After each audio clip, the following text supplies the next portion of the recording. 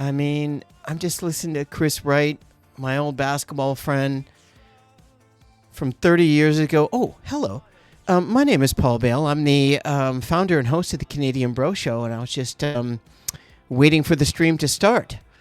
Thank you very much for joining us. Welcome to the Canadian Bro Show. I believe this is our 119th, maybe 120th video, and really happy you guys came back. This is episode 68, but I want to bring in my partner in crime, the host with the most, amongst so many other things. Mr. Johnny Leister. Johnny, you're disappearing. Have you shrunk from 6 foot to 5'4"? Yeah, I gained the superpowers of the atom. Right. Why don't you try to gain the superpowers of a cushion? Sure, I'll become. So we can see you. Here we go. Just sit on the book. Here we go. Good Lord, man. Okay. How are you? Cheers. You look like you're 5'4", bro. Tattoo lives. The plane. Let me switch our theme song here, the Canadian Bro Show. Thanks, Chris Wright. And we're back to the urban groove because that's what we are. We are a synergy of urban grooviness. We are the Canadian Bro Show. All things Canadian with Pauly and Johnny. And the handsome gentleman and charismatic and loves to talk, slightly emotional on occasion. And hardly ever defensive until recently.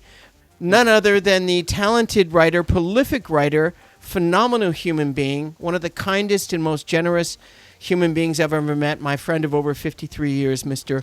Johnny Leister. Hello, Paul. How are you? Thanks for that. I'm better now, bro. I'm always happy to see you. It looks like, did you wash your toque? I know. Or is the lighting on there? I think it's the lighting, and I put some hand sanitizer on it sometimes. Oh, that's a good idea because the photo you sent me when you were doing karaoke yesterday looked like it was a bit stainy.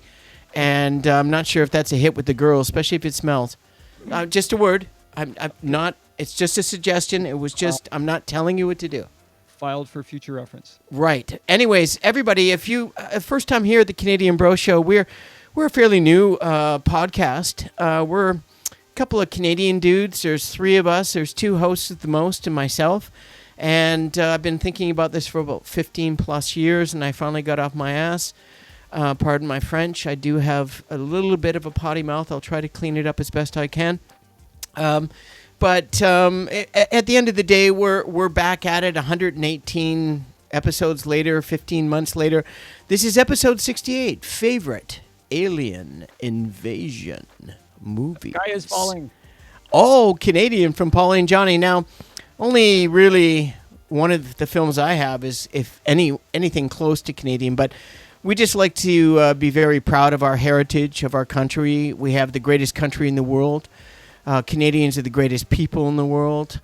Recently, I'll have to pull this up at some point in the future, Johnny. They were talking the top. If people were looking around this mad world that is on fire and numerous wars at this point, it's getting quite freaky. As people want to talk about goodness and kindness and places, the top 20 places they would love to live because of reputation or their experience visiting them. And guess what number 1 out of 20 is? Oh, Canada. I'm guessing. Wow. So it has. You've got a little baritone in there. Voice of John Leister. It's a little baritone.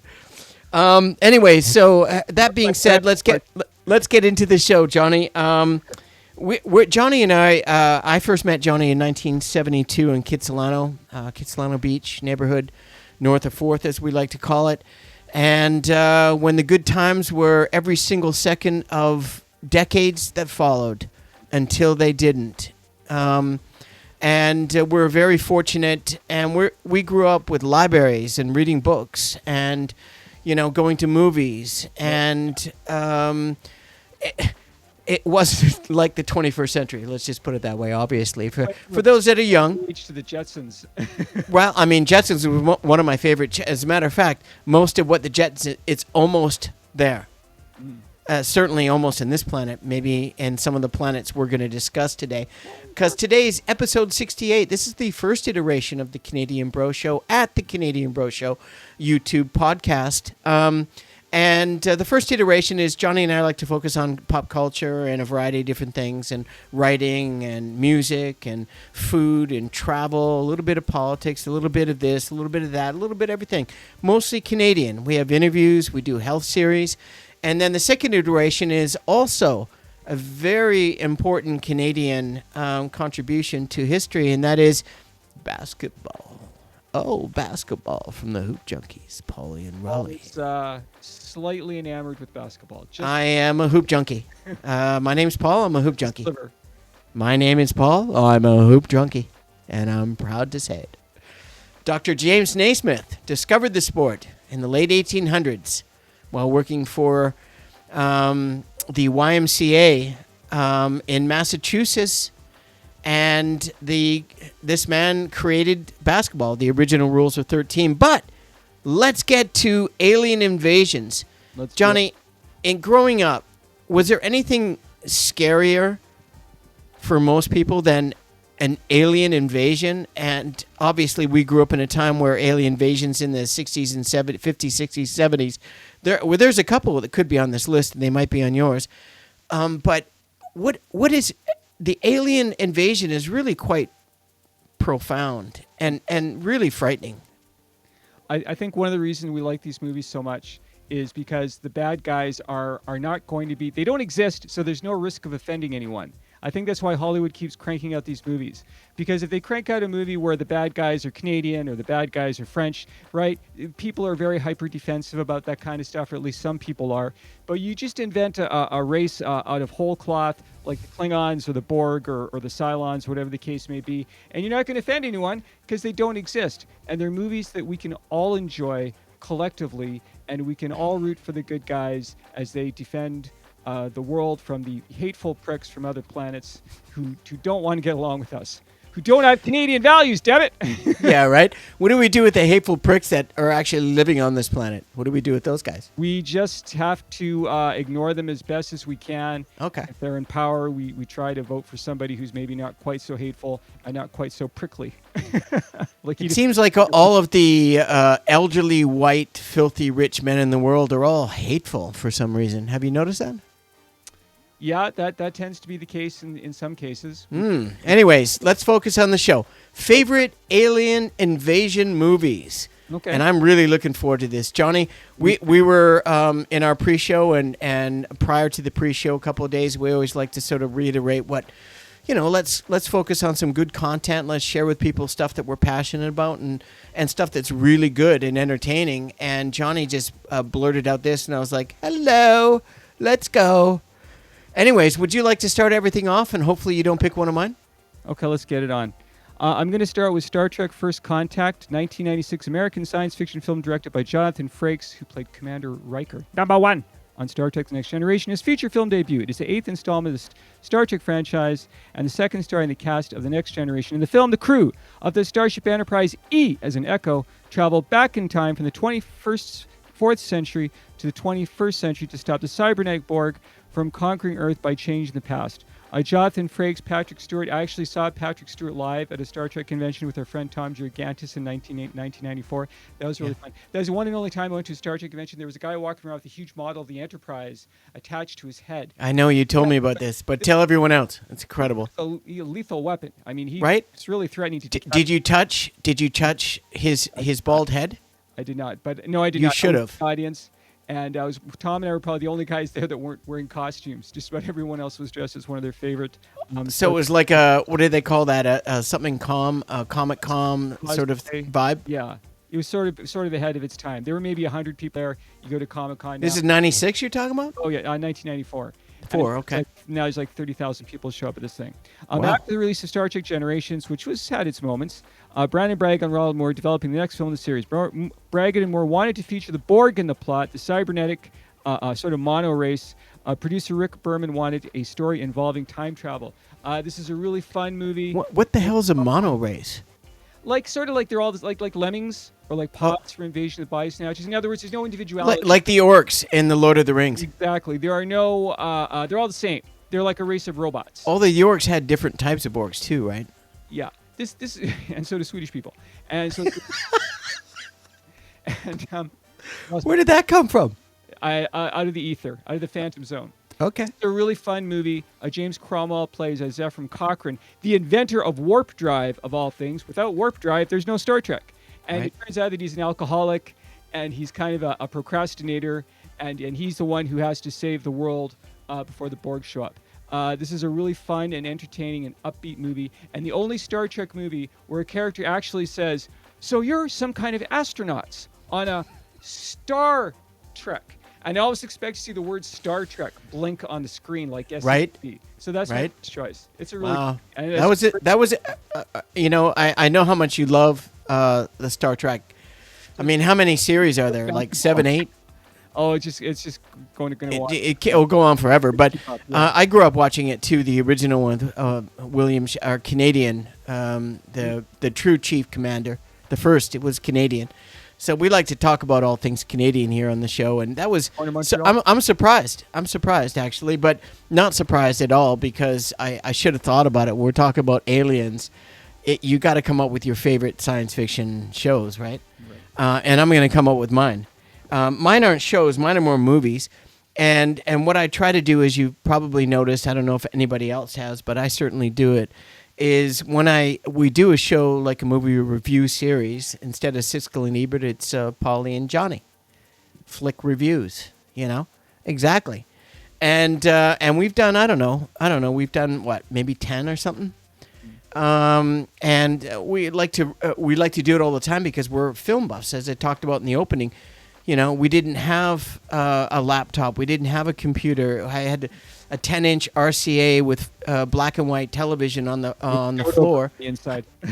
hiding behind the chair so no one could see it, in front of the gold couches that were given to us by our grandparents, to show everyone that we're not as poor as. Why are you living in this place? Oh, because we're poor.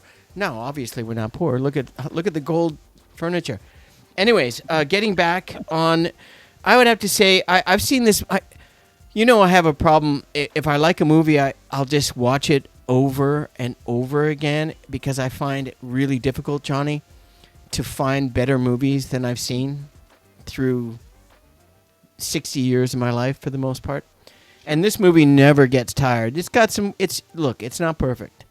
But this movie is one of my favorite. I used to watch this movie. I saw it the first time. I was like, "Are you kidding me? This is unbelievable."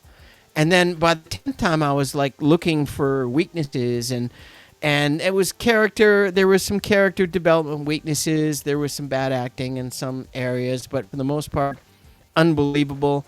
The hair on the back of my neck stood up, and You watch this a movie over and over again, you notice the flaws, obviously. Right. Well, especially when you love it so much, and you're after watching it, initially it's just explosions and aliens and people dying and heads blowing off and all kinds of crazy crap, right?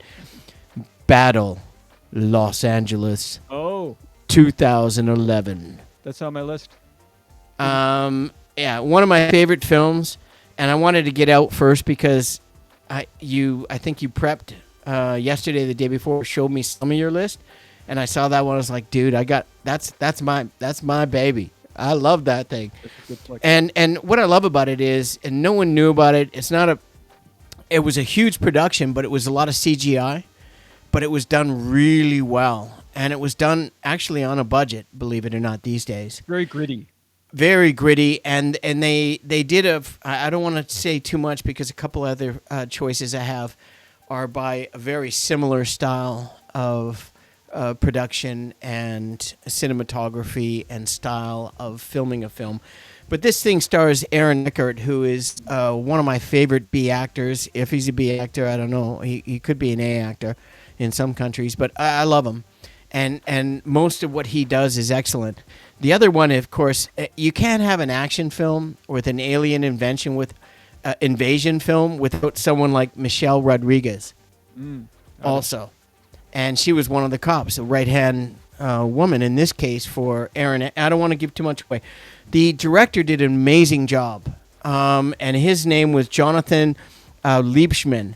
I'd give this film a 9 out of 10. It's got some flaws, but really, if you haven't seen it, my God, make some popcorn tonight, put it on, and put the kids to bed, and get into it. Put headphones on, get in your man cave, crank the stereo. It is fun, man. It's violent. It's Documentary. an alien invention. What do you think, Johnny? Did you like it? Oh, no, I love this movie. I saw it the one time, and I liked the shaky cam.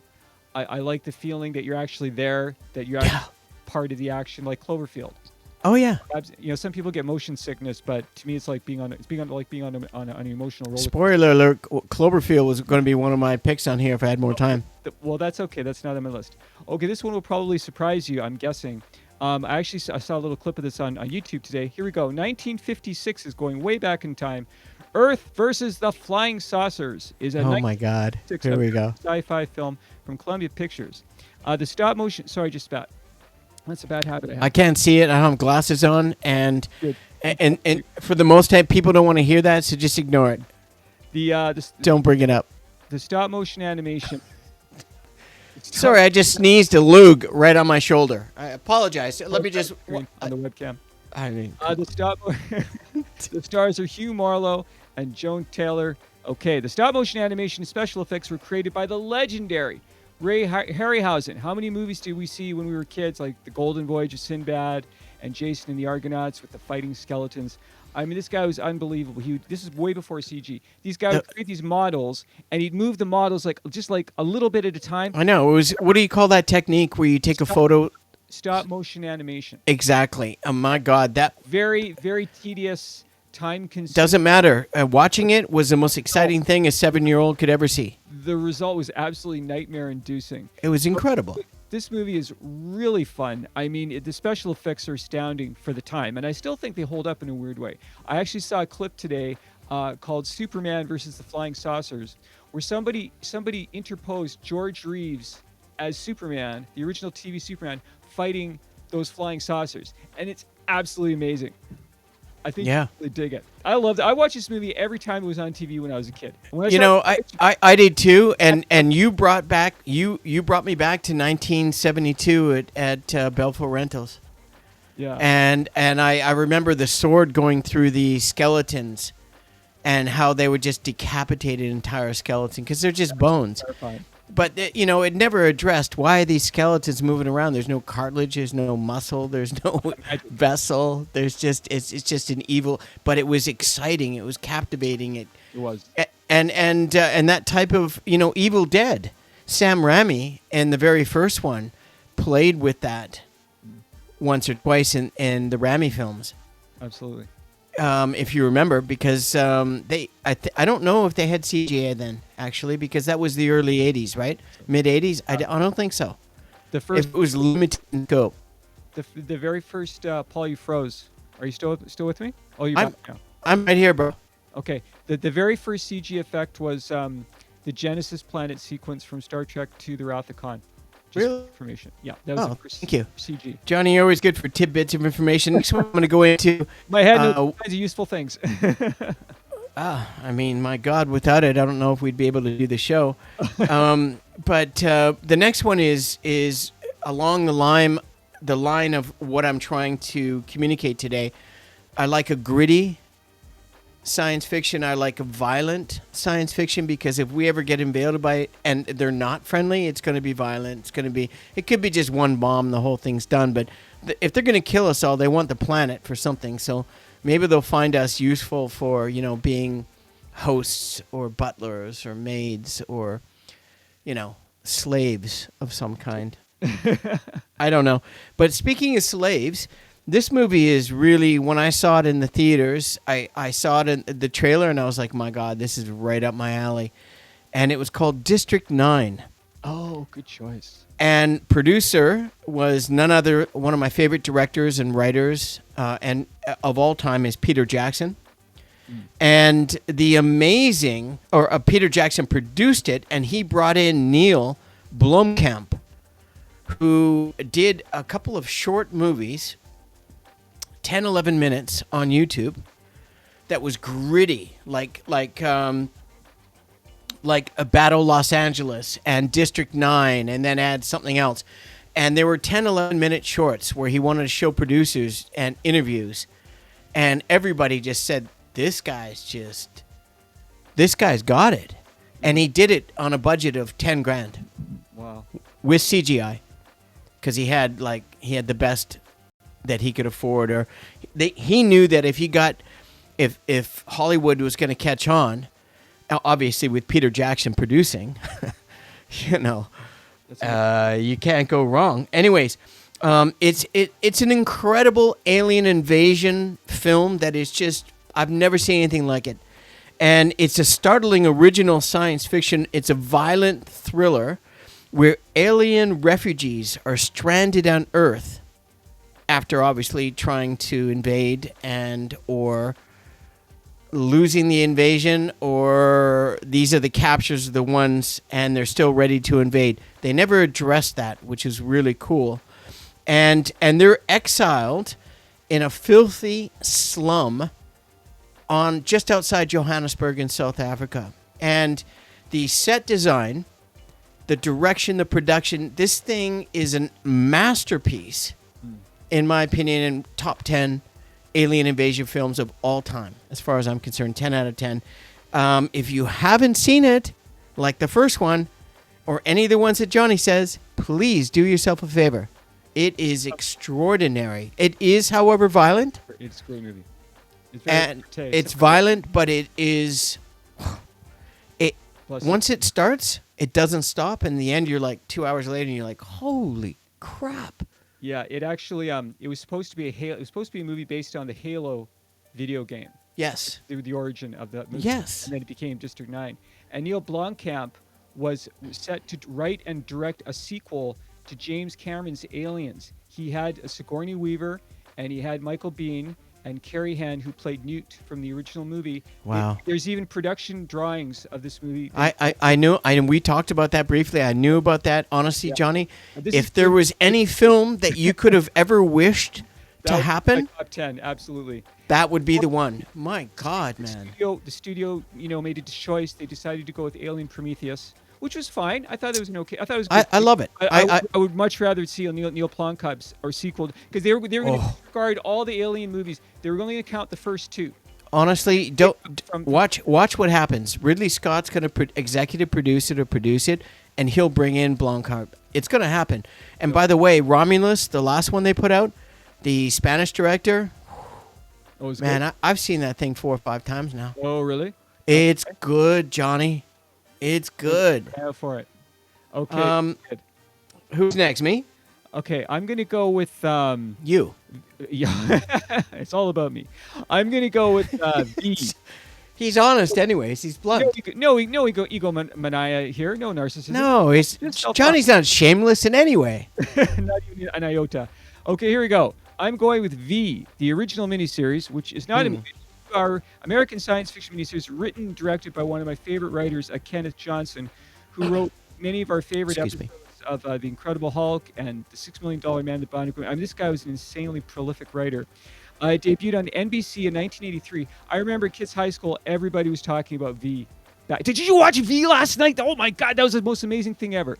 It was pretty cool, man. The story, yeah. The original actor who played Mike Donovan, the photojournalist, is one of my favorite actors, Mark Singer, aka the Beastmaster. He is from Vancouver, BC, Canada. Yeah, and he has the same hairstyle as Johnny's favorite actor, who happens Jan Michael Vincent. Exactly. That's that late 70s, split down the middle. Yeah, blow dry. Yeah, it's like a mullet trying to be cool. Yeah, it was sexy back in the day. I guess some people thought so. Okay, here we go. The story: reptilian aliens who disguise themselves as humans and pretend to be our friends. Remember those posters? The visitors are our friends. I remember actually seeing those at bus stops with the spray painted V. I mean, the marketing for this miniseries was sublime. Like the promotion. It was the perfect time in the perfect era. And it captivated the imagine, and it was on TV. It wasn't a movie. I think they made a movie either before or after, right? They remade it in 2009. I didn't watch it. There was a sequel called V: The Final Battle. Unfortunately, it was done without Kenneth Johnson.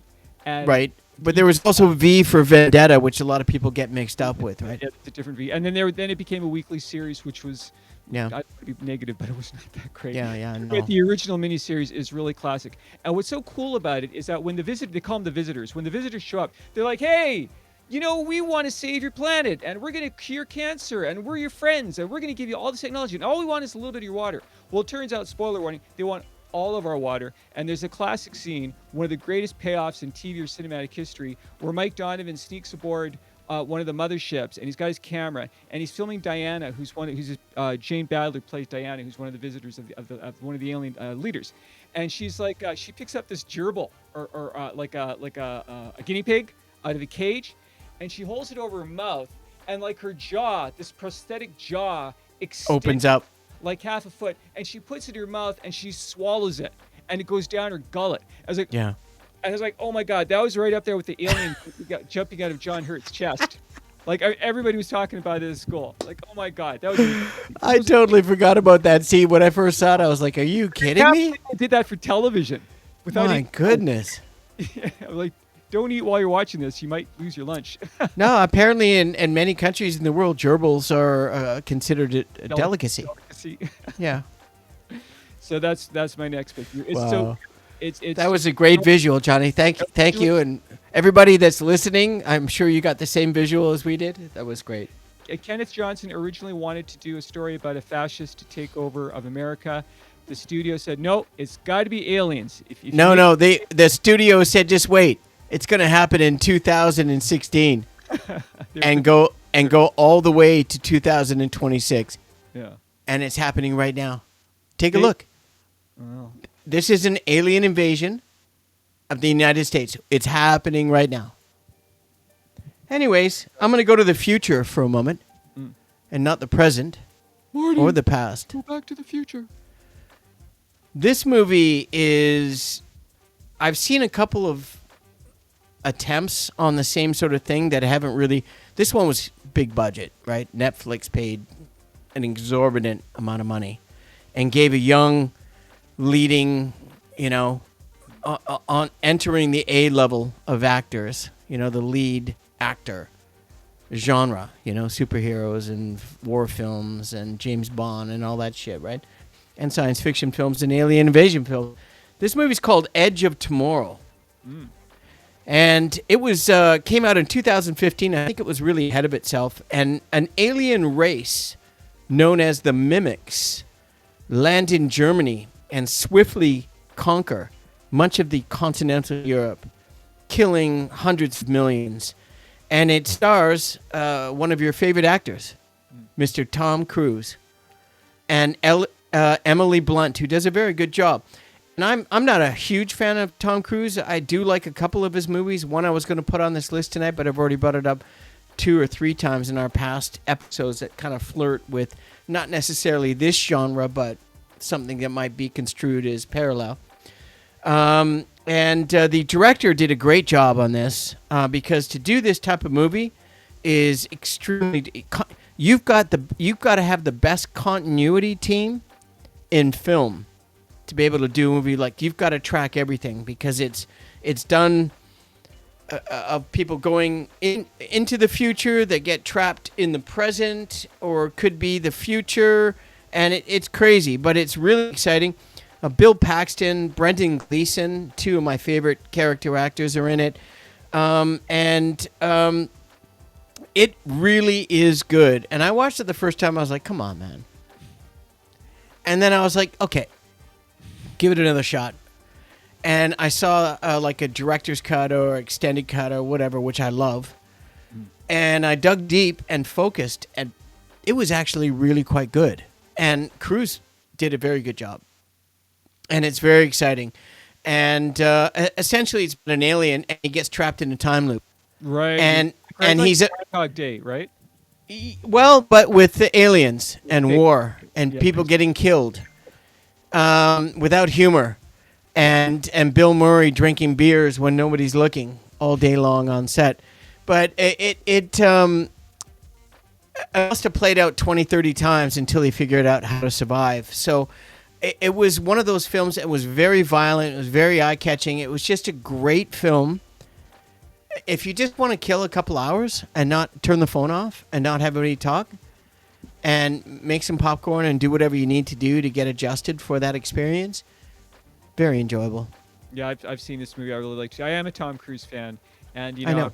I'm not a big fan of Scientology, but I just think I like his on-screen presence. He just seems like a really likable, charismatic affable fellow who can Yeah. kick ass.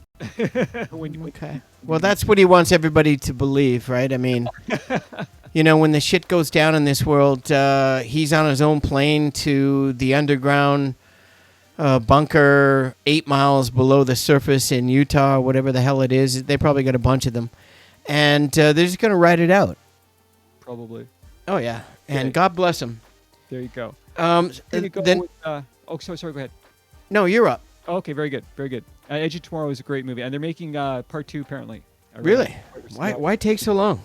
Edge of Day After Tomorrow. That could be a crossover.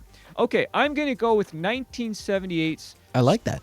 Superman 2, which was partly directed by Richard Donner, and who was actually fired during the production of the movie because he was Apparently, I watched the listened to DVD audio commentary, and apparently Donner, one of my favorite directors, he kept referring to the Salkinds as a-holes. So when you call your bosses a-holes on a daily basis, it's probably not very conducive to employee-employer relations. Well, it's like people that running the current American presidency, the whole whatever you call it. That's all they do is lie. So they lie so much that people start to believe the lie. Right, the bigger the It's funny lie, how that works, eh? the more people swallow it, which is an unfortunate aspect. Not the more. It's only just it's a small percentage. It's out of 400 million is maybe right now maybe 45 million of just cult morons. But anyways, we're talking about alien invasions, which is really kind of what I was thinking when I said that. I saw Superman 2 with our mutual friend Brian Alk in 1980, and oh my God, it was one of my all-time favorite movies. The film's plot features the arrival of General Zod, one of the most cruelest villains in the history of cinema, exquisitely played by Terrence Stamp, and his comrades on Earth following their release. Great actor. Yes, very intense. A prison that had been made by the people of Krypton. Zod seeks revenge! Revenge! For imprisonment by pursuing the planet's last son, Kal-El, alias Superman. As a result, Kal-El, who had unknowingly freed them, Superman, well, he means well, must now face threats from his long-dead home planet. Zod also allies with Lex Luthor, hilariously played by Gene Hackman, whom I actually met at the Breck Academy for one day. Oh, you're so lucky. Hey, what a great actor, man. I was so intimidated by him. I could barely Yeah, look at he meant that. He was intimidating to most people, trust me. The hero also faces an internal... Now, this movie is a very sweet romance because it is basically an epic love story between these two characters, the sort of 70-year relationship in the comic books that has finally come, no pun intended, to fruition during the course of this film. And, of course, spoiler warning, Superman winds up paying the ultimate price. He loses his powers. He becomes just regular Clark Kent. And that's when the villains show up and start wreaking havoc around the world. Right. It's really a very good story. And believe it or not, one of the, I don't know if you know this, Paul, but one of the writers who worked on the screenplay was Mario Puzo, one of the greatest novelists of all time, who wrote The Godfather. Yeah, no, I've read I actually know that, and I've actually read a couple of his novels before he kind of blew up. Yeah, And then once he blew up, and he did spin-offs from The Godfather as well, they're very enjoyable. I read a lot of his stuff. My mom actually loved his stuff. So anything, my mom had this bookcase on the whole third floor of Belfour, and it was full of books. And I just go through the entire, I read it all, everything. Right on. Yeah. Yeah, I mean, Superman 2 is a very sweet film. It is. Reeve and Margot Kidder, God bless Not her. my favorite. Yeah, no, Margot hit on me when I was working at the Hotel Meridian, and it was creepy, man. Huh? No, I thought about it for a sec. I was just like, oh my God, I have a girlfriend, but it's Margot Kidder. No, I'm joking. It's true. The two of them, those two actors had such a wonderful chemistry. I mean, they really looked together on screen, and you could tell that there's a genuine fondness between the two characters. Yeah. That's my next pick, Superman 2. And it has one of the most iconic scenes in cinema history where Clark is running down a back alley, and he opens up a Okay, we're talking about an alien invasion. We're not about love stories with superheroes. They're invading. Come on. I mean, no, he's trying to invade her is what you're trying to say. Let's keep it family friendly. I didn't say anything that was vulgar. So what's your next choice?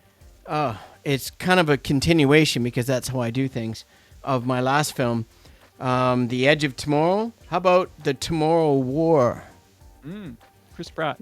Chris Pratt and J.K. Simmons. Director Chris McKay follows a group of hand-picked mix of soldiers and scientists and CIA, FBI, whatever, cyborgs, doesn't matter. Civilians sent into the future to stop a devastating alien swarm. Now, when I heard this, I was like, come on, man. How are you going to pull that off? But when Netflix drops $200 million and throws in some pretty decent direction, writing, set design, CGI, and some, I really enjoyed it. I actually saw it twice. No, have you seen it? No, but I read a couple of reviews online, and they were very glowing.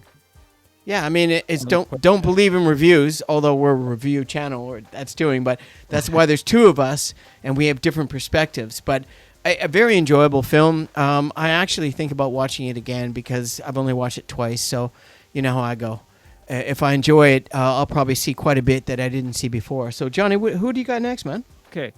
I'm going to go. I actually chatted with this fellow on Facebook recently. I don't know if it's the actual guy. Taylor Kitsch, 2012's Battleship. Do you remember the commercial that we saw in Kids every time we watched a TV show? You sank my battleship. Based on the Hasbro game, American military sci-fi film, loosely based game developed by Did you have that game, Battleship, at home? I believe I did. I think I did too. I did too. Robots. I had all the perennials. Yeah. Kaplunk, Operation. Oh, you can't have Clue. I mean, Risk. These are Risk is just amazing. I mean, come on, Johnny. Easy. There you go, dude. Both of us are born in 1965, so just we were born. Okay, the film is directed by Peter Berg, who's one of my favorite directors. Yeah, he's a great director. Lone Survivor, Hancock, and many other great movies. Taylor Kitsch, Alexander Skarsgård. The filming took place in Hawaii on the USS Missouri. In the film, the crews of a small group of warships are forced to battle against a naval fleet of extraterrestrial origin in order to thwart. Love that word. Thwart. Say that 5 times and then spell it. Schwarzenegger. To thwart there. Get to the chopper! Hey, I said a quick interjection. Did you? I sent you a mock-up of Schwarzenegger singing Sade. Yes, very funny. Did you see that? Yes, I did. Very cute. Thank you. I mean, come on. His voice is worse than yours, bro. You are really a very cruel person sometimes. No, not at all. That's just your interpretation. I can't change that. Fair enough. You're reactionary. Much of life is subjective. This movie and reactionary. This movie got bad reviews. It has a low percentage on Rotten Tomatoes. I say F those guys. I saw this movie in the theater, and I had a great time, and I would watch this movie again in a heartbeat. It's really fun. It's good versus evil. It's never boring, and I think it's a very, very underrated example of the sci-fi genre. So that's my next choice. Battleship. Yeah, I'm surprised. When you said Battleship, I was thinking, is that the one that the singer, I forgot her name, she did a lingerie thing, now she's a billionaire and disappeared. And she was on Battleship when she was a young actress. What's her name?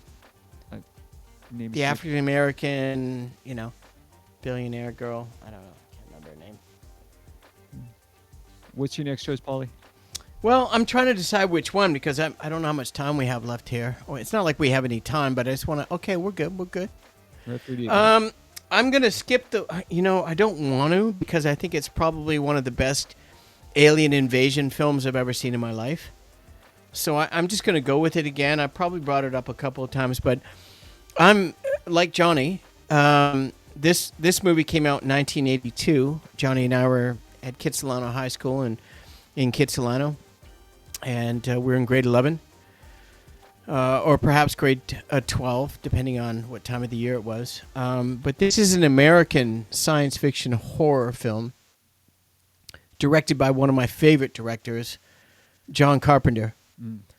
And I tried to watch this movie last night again, and I've seen this movie, I swear to God, if you're inclined to believe in that there is a God, I swear to my God or my gods, whatever, that I've seen this movie at least 30 plus times. Is that all? Yeah, since 1982. Thanks, Johnny. And it's called The Thing. By John Carpenter, and it is my favorite alien invasion film because it came from an angle that nobody else thought about. Nobody else has replicated this. This film is so popular to this day. If you go on all I mean, I'm sure it's on one or two of the, you know, the cluster. So cable's gone, but now we have a cluster of corporations selling us their catalog of films.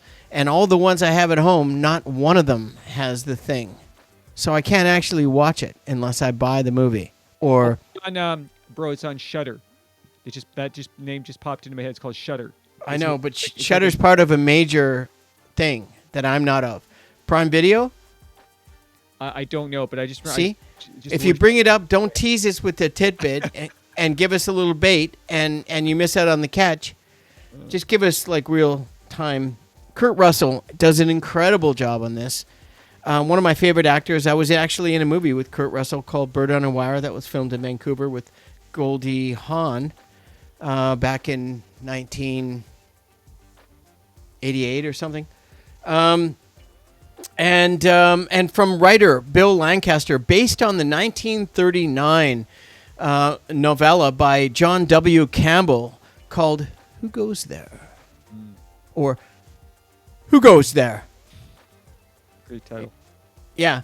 A gripping story of a group of Americans who encounter the Thing, an alien life form that assimilates and then imitates other organisms. I'm not going to say anything else. It said, fasten your seatbelts in for 2.5 hours. Yeah. And it's one of the best horror films I've ever seen in my life. Nobody has been able to, the CGI and the stop, what do you call it, Johnny? The stop gap. Motion animation. Is unbelievable. Really ahead of its time. And it's gory, and the acting's incredible, and the isolation, so the psychology, oh my God, it's just incredible. The original Thing was played by James Arness, whom you may remember as Marshall Dillon. Yes. Guns. Nice one. Gunslinger? One scene of that movie. Or Gunsmoke. Gunsmoke. One scene from that movie that really stands out for me. I didn't watch it until many years after it came out because I'm kind of squeamish about gory movies. But this scene where a German Shepherd is like kind of trotting down the hall of this Arctic base and then ducked into a room. And my stomach just fell. Because you'll see what happens. But you know that dog is the Thing. You know that something bad's going to happen. No, the dog wasn't before it went in the room. It wasn't the Thing. But when it left the room, it was the Thing. Okay, gotcha. I'm going by memory. But John Carpenter is such a master of creating that feeling of oh my God, and imminent danger. And the psychology and the fear and the drama and the isolation. These guys are in an Antarctic base in the middle of nowhere. And it's just incredible, bro. It's a classic. And great edit too. They've definitely opened it up for a sequel. I don't know if they would ever do part 2. We all been waiting. It's only been like 40 plus years. Right? No, I agree. But, to be able to beat a masterpiece like that, Johnny, that's the biggest challenge. You need Ridley Scott. You need somebody that can do it. Cameron. That was my other choice, yes. And I was going to go Cameron first because he's Canadian, right? Of course. All right, very good, very good. Great movie. Okay, my next choice is not really the greatest movie of all time. In fact, I remember when I saw this in the theater, I actually felt like walking out and getting a refund. I thought, this movie sucks. But the last 10 minutes of this movie is balls to the wall insane. So if you can stomach the first hour or so of tediousness, because the movie is but boy, oh boy, it really pays off. 2010's Skyline, an American science fiction disaster film directed by the Strauss brothers. It stars Eric Balfour. A group of Los Angeles residents witness an alien invasion while in a condominium. And, the first hour of this movie is like, we have to stay here. We're safe. And then there's, no, we have to go. Like, that's just like, that's all the whole dialogue for like an hour. It's like an Irwin Allen disaster movie where there's always that scene where the hero wants to stay. Everybody's waiting for Paul Newman or Steve McQueen to rescue them, climbing up a burning building. Yeah. Okay. And I remember putting on my jacket and thinking of getting my money back because there's a board under mine. It's like, this thing is a straight to video if there ever was one. But holy moly, the last 10 minutes, I won't spoil it. But please don't, because I'm sure after this review, no one's going to watch it anyways. Well, you can watch the last 10 minutes on YouTube. The finale of this film, the denouement. I've seen it. Honestly, I was not impressed at all. Yeah, but what do you think of the ending? He kind of gobsmacked you, didn't he? Or you were just like, bleh. Honestly, I thought it was a pile of garbage for the most part, and I wouldn't have lasted. From what I remember, I think I got it on VHS because I didn't want to go to the theater and waste money and have to ask for my money back because I never did that very often. But if there was a pile of garbage, like the Cornet did double headers upstairs, and usually they were just like B and C grade. And if one of them was just a pile of garbage, I just go down and say, "Come on, man! Like, how do you guys do that? Can I have my money back?" And they would always do that, but they would make you do it in the first, I think, 15 minutes of the film or something. There's a cutoff point. I guess. I don't know. Yeah. But that's interesting, though. Well, somebody liked this movie because I was very surprised that there's actually been 2 sequels. Since I was like, well, guys. Well, not surprising when it's a pile of garbage first release, but it's got an interesting premise that people could build on. I mean, look at the on television all the wives. Now they've gone to Utah because they're just I don't know what's going on now. It's Mormon wives on TV. I haven't had cable in 20+ years, but how exciting can it be to watch Mormon wives? Do you know what Mormons are? I have no idea. I have a little bit, but apparently the Osmond family are Mormons. That's the only thing I know about Mormons. Remember Dr. Marie? The both that means the brother sister. That means they're husband and wife, basically. Is that what that means? I think we don't want to say that. I don't know. I didn't say that. I was asking a question. No, I don't think so. I hope. Okay. Anyways, trying to find humor anywhere. My next one is a film that surprised me, and when I found it, I was very happy, and I was totally surprised, and it was very disturbing. The end. The movie's called Life, and it was science fiction. It is an alien invasion, but it's on just a little different angle. And it was filmed in 2017, American science fiction horror film, directed by Daniel Espinosa, who is a very good young director. Certainly, when he did this film, he's done a bunch of others. And it starred a couple actors I really like. Jake Gyllenhaal was in it. Ryan Reynolds, a fellow Canadian and fellow Kitsilano High School alumni. Your brother. Our brother, yes. And Rebecca Ferguson did a very good job. And when they discover the first evidence, Johnny, the very first evidence of life on Mars, and then rapidly this discovery of this DNA initially starts evolving into a life form that proves far more intelligent and exceedingly far more dangerous than possibly you could ever imagine. And they're on a space station in the middle of, close to Mars. And there's 6 of them. And so you can just imagine what happens. A riveting science fiction alien film. The alien comes from a source that they took from Mars. And it's incredible. It's sad. It's scary. And the very last few scenes are disturbing. I mean, imagine yourself in one of those escape pods into infinity. Wow. Is that gal from the Hunger Games in that movie? What's her name? Yeah, I believe so. Okay. Yeah. The blonde one? Yeah. Yeah. Okay, very good. Let me just have a look at my phone here. Scrolling. Okay, here we go. 2002 Signs, an American sci-fi horror film written and directed by the hit and miss. I like most of his movies. He's had a few bad ones, but nobody's perfect. Oh, you talking about Bruce Willis? More bad than good, my friend. Come on. Mel Gibson and Joaquin Phoenix.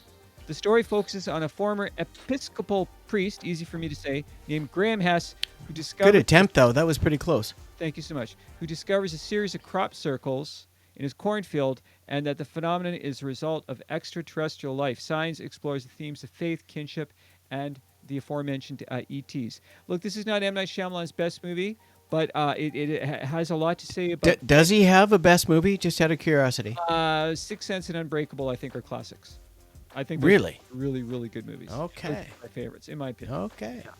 And I love the sort of the bromance between Mel Gibson and Joaquin Phoenix. They're kind of lovable losers. Mel Gibson plays a priest or a minister who's lost his faith, and Joaquin Phoenix has no direction in life. You see him at a recruiting station. He's going through pamphlets. Like, you can tell that this guy really has no direction in life. and then these aliens show up and they start to conquer the world. And I guess this was a very low budget movie because there's a lot of Yeah, but they spend all the money on hiring Bruce Willis to do nothing. This is what Bruce does. it was Mel Gibson actually. There's a lot of I love Mel. I love Mel. Yeah. Sorry. There's a lot of scenes where they're watching TV and you hear the announcer talking about, and they're attacking London and they're attacking LA, but you don't actually see it. You only see there's like maybe 5 minutes of actual where you actually see the alien. But I really like this movie. I think it's very sweet, and I think that M. Night Shyamalan is very good at family dynamics, much like Steven Spielberg. His movies are very family focused. There's always a mom and a dad, and there's children, and he's very good at creating well-defined personalities. Yes, some of his movies are not that great, but I admire his passion and his, he just makes movies the way that he wants to. And if other people don't like them, well, someone gives him more money to make another one. It's amazing, and I was going to actually say that. I was like, I can't think one of his movies that I really liked that I'd give anything more than a 6 out of 10. Mm-hmm. Right, and in fact, I saw the first ones because he had so much burn in the beginning of, this kid is going to he's the next Spielberg and the next this, and it's been nothing but a flaccid, empty vessel that just floats off into the wind. And I honestly, I don't see it, but I do appreciate your candor.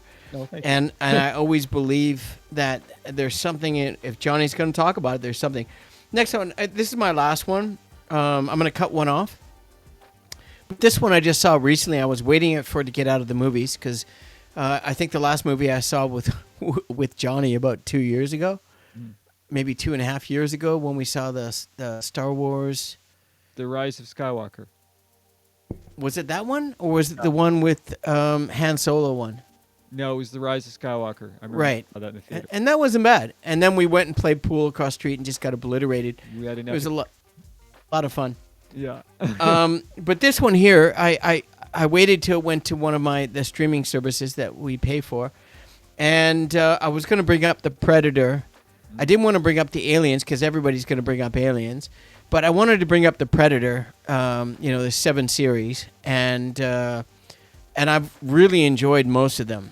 It's pretty cool, and it's about an alien hunter that travels through the solar system to get a new trophy to what he doesn't already have, and a very extensive trophy. This particular movie is called Predator Badlands. No. And it's out now on the streaming services. And stylistically, the very best of all Predator movies, whether it's Alien included or not. Wow. And it is incredible. CGI, yes. Alien planet. Guys, the Predator's got a... Anyways, I'll give you a little synopsis. Directed by an amazing director here, Dan Trachtenberg.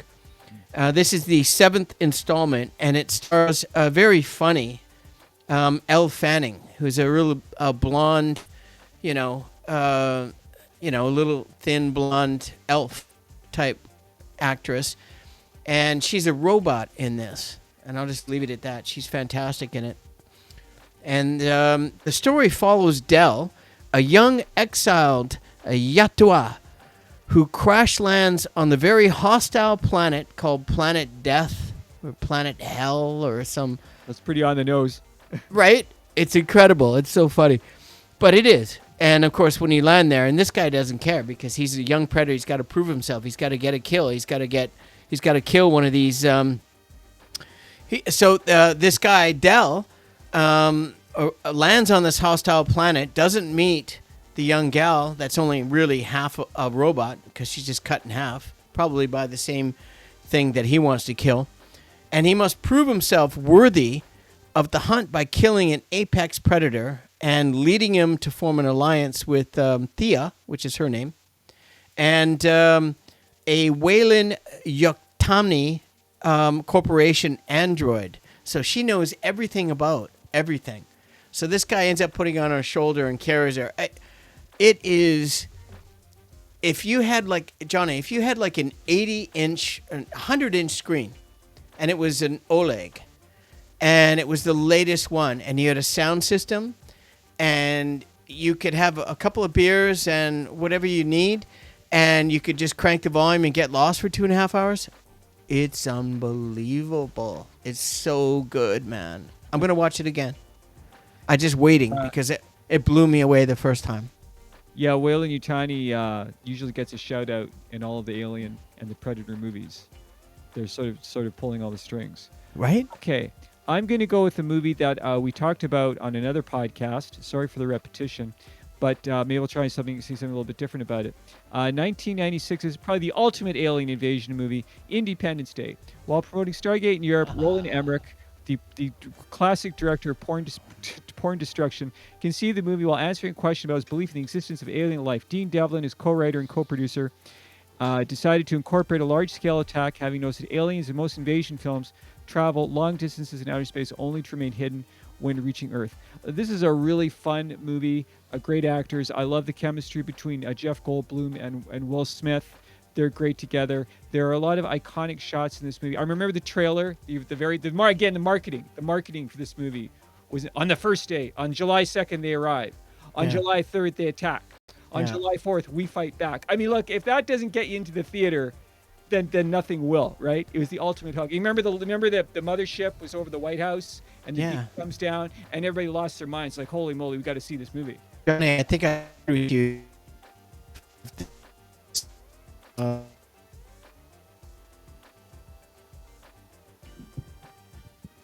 Oh, you just disappeared for a sec, Bob. Yeah, you disappeared for a second too, but now you're back. Well, it's because of you, not me. Technical. Anyways, we should probably wrap things up before we can't finish this show. Okay, very good. Do you have anything else?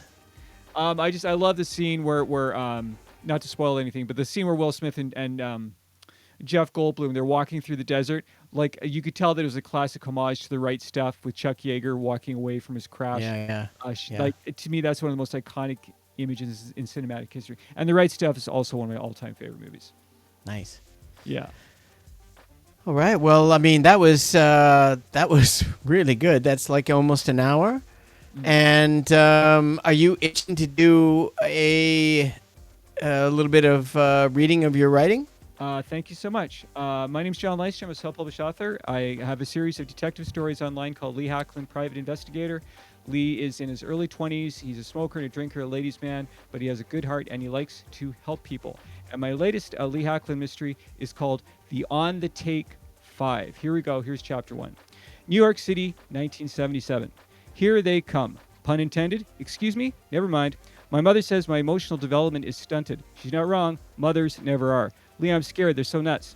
They've never met a man like me before. Fret not. I'm good at this. I like your confidence. I like your eyes. They glitter like diamonds. Oh my God. Friday morning, March. Beware the Ides of March. What the hell are Ides? And how in the hell did civilization survive for so many centuries without the internet? Outside, it was windier than a bloviating politician.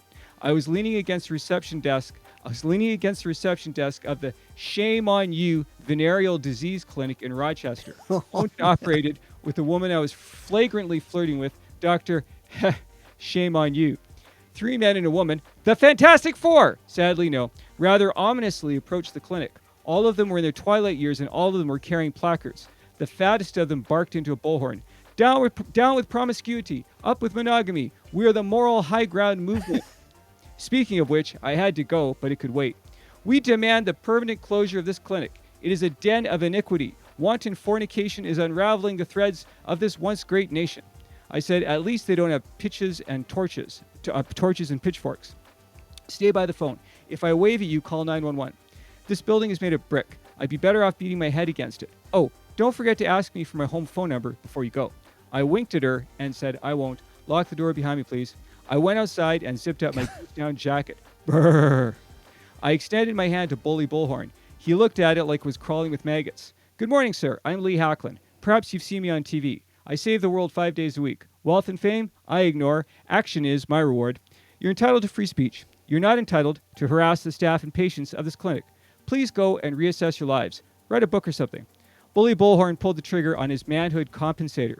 You, sir, are a servant of evil. Dr. Manyu is a snake and a whore. Not safe for work. Her entire race needs to go the way of Hiroshima and Nagasaki. I yanked the bullhorn out of his sausage-link fingers and brained him with it. He staggered. The others kept him from falling, and they dispersed with their tails tucked between their legs.